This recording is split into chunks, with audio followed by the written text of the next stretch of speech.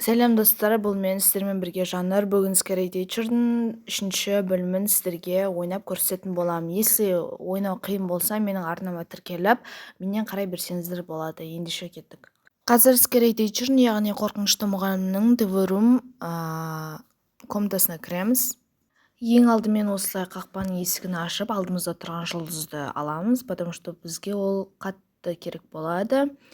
Біздің уақытымыз бітіп жатқан кезде осы жұлдыз арқылы біз тағы да бір күн өмір сүре аламыз.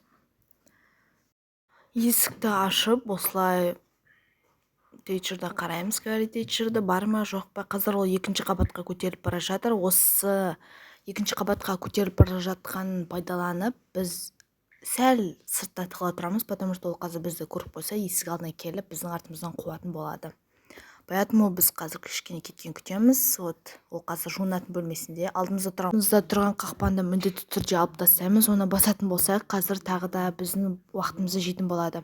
Ал енді қазір Scary Teacher'дың TV Room бөлмесіне кіреміз. Осы жерде алдымызда тұрған телевизор сындыратынды алып, бір беріп ұрып жібереміз. Айналамызға қарап аламыз, басқа ештеңе жоқ па деп.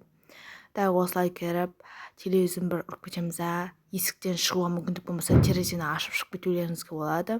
Және төменге түсеміз обязательно, ол потому что төменге түспесеңіздер, раньше сіздерді ұстап алуы мүмкін. Сондықтан осы жерде кішкене сәл ғана минут күте тұрасыздар. Қазір қандай қызық болатынын бірге көретін боламыз. Баспалдақтан жайлап түсіп келе жатыр. TV Room бөлмесіне кіріп келе жатыр, яғни телевизор қарайтын бөлмесіне. Әне кірді. Енді өзінің телевизорын біз сындырып кеткенімізді көрді. Вот, достар, Scary Teacher біздің телевизор сындырып кеткенімізді көрді. Әрине кешір бізді, қорқынышты мұғалім. Вот, осымен 3-ші бөлім аяқталды.